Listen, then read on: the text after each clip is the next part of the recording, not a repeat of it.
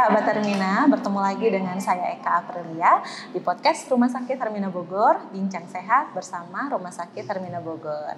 Apa kabar nih sahabat Hermina semua di rumah? Semoga selalu dalam keadaan sehat, tidak kurang suatu apapun ya. Oke, di podcast hari ini tentu saja kita bakal berbincang seputar dunia kesehatan dengan tema yang menarik tentunya. Untuk tema di hari ini yaitu mengenai hipospadia. Kenali sedini mungkin kelainan seksual hipospadia. Nah, mungkin sahabat Hermina di rumah masih belum tahu apa sih itu hipospadia. Makanya kita hari ini akan kupas tuntas seputar hipospadia. Tentu saja dengan narasumber yang sudah hadir di samping saya. Kita sapa Dr. Yulfitra Soni, spesialis urologi. Ya, halo. Selamat sore. Sore, kabar baik. Baik ya. Jumpa kita yang kedua ya dok. Yang kedua ini ya. Oke.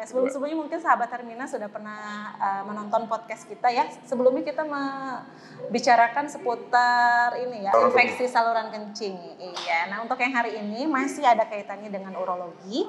Kita akan berbincang sehat mengenai hipospadia. Sedikit mungkin saya kutip ya dok. Mungkin hipospadia itu seperti apa? Kelainan seksual khususnya pada laki-laki ya.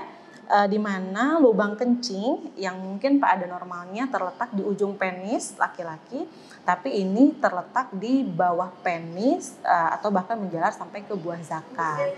Nah itu merupakan bentuk kelainan seksual yang bernama hipospadia. Nah sebenarnya dok, hipospadia sendiri itu apa sih dok untuk pengertiannya dok? Oh iya, baik kan sahabat dari Hermina semua. Apa sih hipospadia? Mungkin orang latah aja ya. Hipospadia itu sebenarnya istilah Latin yang menunjukkan suatu kelainan bawaan pada genital atau penisnya anak laki-laki. Di mana biasanya di ujung, di tip di ujung ya, lubang kencing itu, tetapi pada hipospadia itu di bawah, ya, jadi tidak di ujung ya, itu nanti bisa di ujung sedikit, kemudian di tengah, bisa di pangkal, malah sampai ke selangkangan atau perineum ya, itu tingkat menentukan nanti derajat berat ringannya suatu kelainan hipospadia dalam repair atau memperbaikinya. Gitu.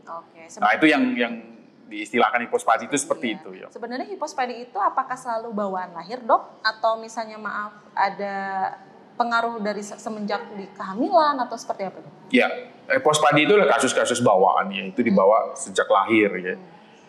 Dan hipospadia itu mungkin ada juga yang sifatnya sekunder, tetapi itu kalau misalnya ada trauma, ada sobek atau infeksi di saluran pipis ya itu sekunder. Tapi yang dimaksud dengan hipospadia itu adalah bawaan lahir, kelainan pada lubang kencing ya, yang tidak di ujung tetapi di bagian bawah dari penis atau genital.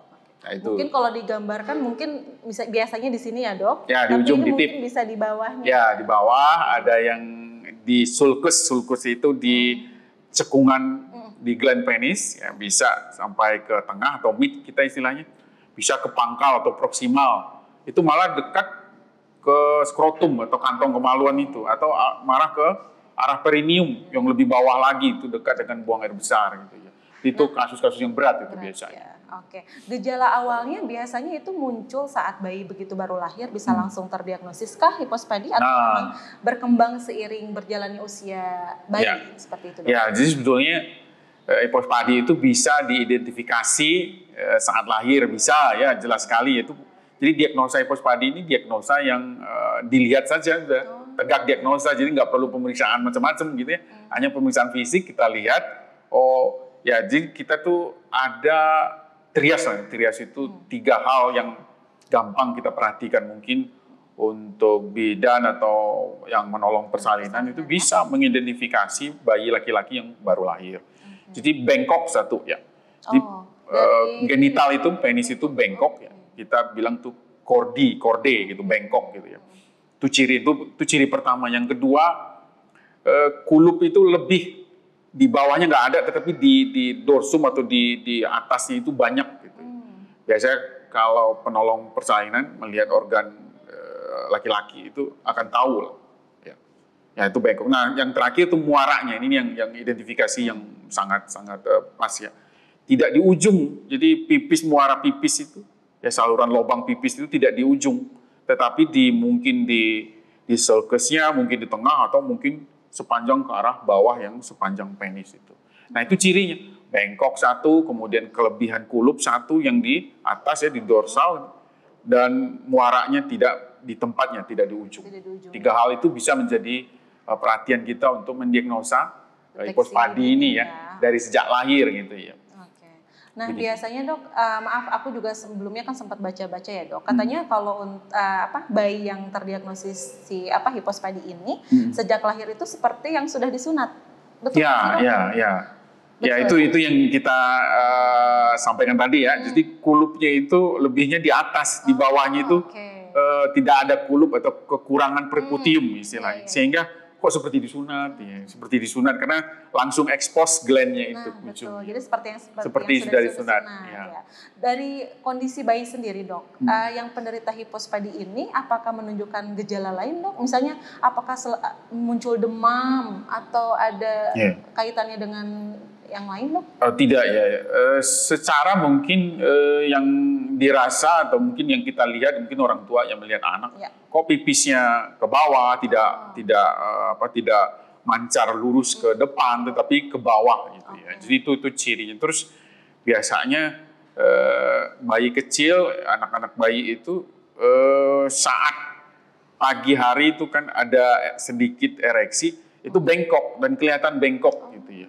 Pagi hari itu sebetulnya gampang diketahui sebetulnya ya, secara kasat mata pun gampang bisa diamati oleh orang tua ya, Bapak Ibu semuanya, sahabat. Nah, biasanya umur berapa nih dok bisa mengkonsultasikan ke dokter bagi penderita hipospadi, khususnya orang tua nih, mungkin sahabat Hermina di rumah ada yang memiliki anak yang saat ini kondisinya seperti yang tadi kita diskusikan ya dok ya. Itu usia berapa kira-kira yang bisa dibawa atau dikonsultasikan ke dokter nih? Baik Bapak Ibu sahabat Hermina semua, nah ini penting ya untuk mendiagnosa apakah anak kita yang baru lahir itu sebetulnya seperti yang disampaikan tadi, 3 hal tadi dilihat. Kalau Bapak Ibu semua sahabat Hermina misalnya, ini sepertinya hipospadi, itu sebaiknya konsultasi segera ke dokter untuk meyakinkan itu hipospadi. Nanti oleh dokter akan diinformasikan kelainan-kelainan ini, kemungkinan nanti mungkin Bapak Ibu semuanya kembali bahwa anak ini mungkin 4 bulan, 5 bulan gitu ya, setelah usia 4 bulan, 5 bulan. Nah, secara biasanya kita memperbaiki kasus bawaan seperti ini umur 6 bulan atau sampai setahun lah. 6 bulan sampai setahun kita bisa untuk memperbaikinya. Gitu. Oke. Metodenya apakah selalu harus dioperasi dok? Atau misalnya bisa sembuh sendiri? Ya, untuk hipospadi itu kalau tegak diagnosa hipospadi itu harus dikoreksi secara operasi ya. Jadi ini tergolong sebetulnya operasi yang rekonstruksi. Operasi yang cukup merubah bentuk gitu ya. Merubah bentuk. Ya, kalau mungkin saya ceritakan sedikit aja untuk operasi-operasi seperti ini tergantung tergantung dari tingkat hipospadinya seperti yang kita sampaikan tadi. Ada tingkatan atau grade-nya ya dok? Ya, ada yang cukup di ujung walaupun nggak di ujung banget ya, ada yang di tengah, ada yang di pangkal. Nah, makin ke pangkal itu teknik rekonstruksinya makin susah ya. Kita mungkin bisa dibayangkan oleh Bapak Ibu sahabat Hermina ya. Kita membuat tubing, ya. Tubing itu kayak tabung yang kita buat dari kulit preputium atau kulupnya itu. Kita buatnya dari situ nanti ya. Kemudian di cover lagi oleh kulitnya, jadi itu rekonstruksinya kurang lebih seperti itu. Cuma yang perlu ini garis bawahi, jangan menyunat anak-anak yang sudah didiagnosa hipospadi. Nah ini penting itu yang tadi baru mau saya tanyakan setelah pertanyaan ini. Ya, kenapa dok nggak boleh disunat untuk penderita hipospadi? Ya, sebetulnya sunat itu kan mengambil kulupnya itu ya, kulit perputium, foreskin. Ya, kulit itu yang kita ambil sehingga terekspos glandnya atau ujung dari genital atau kemaluan anak laki-laki kita kan gitu. Ya. Nah, sedangkan dalam rekonstruksi untuk membuat tabung kembali sehingga kita bisa buatkan ke ujung itu membutuhkan bahan preputium itu. Jadi kalau preputium itu dibuang saat sunat ya kita susah untuk mencarikan bahan untuk membuat tubingnya sehingga repair atau perbaikan kita untuk kembali ke arah normal itu menjadi susah itu biasa. Iya, berarti gitu sahabat Hermina. Jadi yang penderita hipospadi itu memang tidak boleh disunat karena justru yang kulit apa dok tadi namanya? Kulup atau kulit Kulumnya perputium. itu yang justru jadi bahan untuk nanti operasi rekonstruksinya itu. Begitu. Iya, oke. Nah sebenarnya persiapan apa sih dok misalnya yang harus disiapkan nih khususnya para orang tua jika mau operasi hipospadi? Baik. Ya, sebetulnya tidak ada persiapan yang khusus ya. Cuma diharapkan ya anak-anak kalau misalnya kita sudah diagnosa hipospadi, nah itu sebaiknya mungkin dicukupkan gizinya ya. Jadi mungkin bulan ke-6 atau usia 6 bulan atau usia 1 tahun kalau memungkinkan berat badan sudah lebih dari 10 kilo gitu. Jadi kita memperbaikinya itu lebih stabil gitu untuk anak-anak dalam proses pembiusannya lebih baik gitu. Jadi diharapkan seperti itu. Oke. Operasinya kira-kira apakah cukup 1 kali operasi dok? Atau memang harus berulang nih dok? Nah, ya. Banyak juga sahabat Hermina yang ya, memang ada beberapa teknik yang bisa sekali. Ya, kembali lagi mungkin itu tergantung ya. Di patokan kita itu lubang ujungnya itu. Apakah posisinya gitu ya? Apakah di tengah, di pangkal? Kalau makin ke ujung, makin dekat ke yang normal, itu mungkin bisa sekali ya. Ya kalau ke arah pangkal, kadang-kadang kita ingin membentuk tubingnya itu butuh prosedur yang sekali, 2 kali, bahkan ada yang 3 kali. Berdasar tingkat kesulitannya juga mungkin ya. Iya, nah di samping itu komplikasi ini kita juga harus informasikan ke Bapak Ibu, sahabat Hermina semua yang punya seandainya dia punya anak dengan kasus hipospadi, operasi-operasi yang dilakukan terutama untuk hipospadi yang tipe berat itu bisa 2 kali, 3 kali, kadang-kadang 2 kali, 3 kali pun komplikasinya bisa bocor, bisa sempit, bisa belum terlalu lurus, macam-macam ya. Komplikasi-komplikasi seperti itu bisa terjadi ya, bisa terjadi. Jadi mungkin bisa 2 kali, 3 kali ya. Ini harus dimaklumi nih operasi seperti ini gitu. Iya, baik. Nah dok, setelah operasi nih mungkin dok selesai operasi sudah, efek sampingnya ada nggak dok? Yang muncul setelah melakukan operasi hipospadi?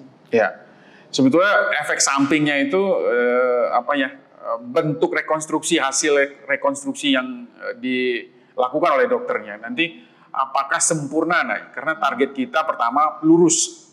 Biasanya hipospadi bengkok ya, kordi istilahnya yang pertama. Yang kedua muaranya itu di ujung, ya lubang meatusnya itu di ujung.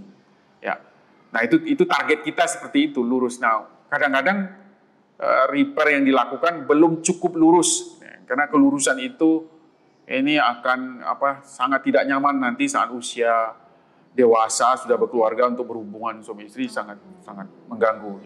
Satu. Yang kedua ya tadi itu kalau tidak sempurna kadang-kadang masih bocor. Walaupun kita bikin tubing sampai ke ujung, ternyata bocor di pangkal, contoh gitu. Itu harus diperbaiki.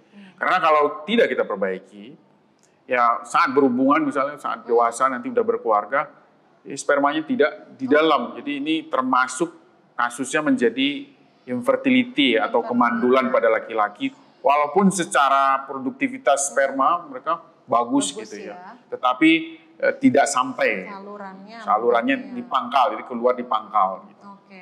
Nah berbicara masalah hipospadi dan infertilitas nih dok, apakah penderita hipospadi itu bisa memiliki anak dok dengan kondisi hipospadi ya? Maksudnya walaupun sudah ada rekonstruksi atau operasi dok? Ya, seandainya tidak dioperasi, kalau misalnya hipospadi ringan, tipsnya itu masih dekat-dekat ujung lah, nggak terlalu berat sampai ke tengah gitu. Terus kordinya juga atau bengkoknya juga masih ditolerir dan saat berhubungan mungkin nggak ada masalah. Ya mungkin bisa mempunyai anak gitu. Baik lagi ke kualitas spermanya si pria itu sendiri juga ya dok ya? Ya sebetulnya tidak mempengaruhi sih secara langsung terhadap kualitas sperma. Mempengaruhinya tempat jalur keluar sperma gitu ya.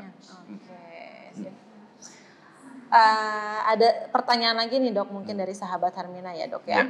Apakah ada opsi lain selain operasi untuk penyembuhan hipospadi?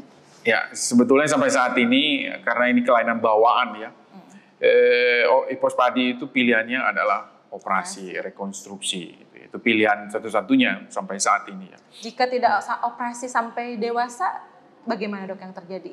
Ya, tadi yang seperti disampaikan ya, kualitas saat dewasa mungkin sehubungan dengan genital atau penis ini, karena bengkok. Ya, kalau bengkok itu sangat berhubungan itu sangat susah. Itu hal-hal yang sangat mendepresi individu ya. Ya mungkin ini perlu Bapak Ibu semua nih sahabat Hermina, untuk anak-anaknya ya kita melihat buat masa depan anak nih ya, yang mungkin ya. kadang-kadang kita takut anak, waduh operasi masih kecil. Tapi sebetulnya kalau kita melihat ini masa depan anak gitu ya. Ya sangat berhubungan. Terus satu lagi yang tadi itu ya, sperma kalau seandainya tips atau ujung lubang itu dipangkal untuk hipospadi yang berat itu ya jelas untuk infertility terjadi gitu ya. Infertility terjadi pada laki-laki. Oke, sahabat Hermina, mungkin saran kita nih, saya mendengarkan dok, mungkin alangkah terdeteksinya sejak dini. Jika memang ada sahabat Hermina memiliki anak yang hipospadi, segera konsultasikan ke dokter ya dok ya, agar bisa ditangani sejak dini. Dan nanti bisa untuk jangka panjang juga nih dok, kondisi untuk di masa depannya nanti ya dok ya. Karena kalau tidak diselesaikan atau tidak ada, misalnya tidak dioperasi, kasihan juga ya untuk anaknya nanti di usia saat dewasa. Ya. Oke, baik sahabat Hermina, mungkin bincang sehat kita sore ini dengan Dr. Sony mengenai hipospadi kita cukupkan sampai di sini. Mungkin next dok kita bahas lagi ya dok ya, topik-topik yang menarik yang lainnya seputar kasus urologi. Dokter ini praktek di Rumah Sakit Hermina Bogor. Jadwalnya nanti kita akan cantumkan ya dok ya di kolom deskripsi. Bagi sahabat Hermina semua yang ingin berkonsultasi nih seputar saluran kencing bisa atau saluran kemih, reproduksi pria, infertilitas atau hipospadi sendiri, bisa berkonsultasi dengan Dr. Yulfitra Sony, spesialis urologi. Baik Dr. Sony, terima kasih banyak sekali lagi atas waktu dan kesempatannya. Kami pamit dari Rumah Sakit Hermina Bogor. Untuk sahabat Hermina, jangan lupa untuk follow Instagram Rumah Sakit Hermina di @rsu_hermina Bogor. Kunjungi website kami di www.herminahospital.com. Juga follow akun atau media sosial lainnya yang ada di Rumah Sakit Hermina Bogor ya. Eka Aprilia pamit, Dr. Yulfitra Sony pamit. Sampai bertemu di podcast selanjutnya. Assalamualaikum warahmatullahi wabarakatuh. Dah.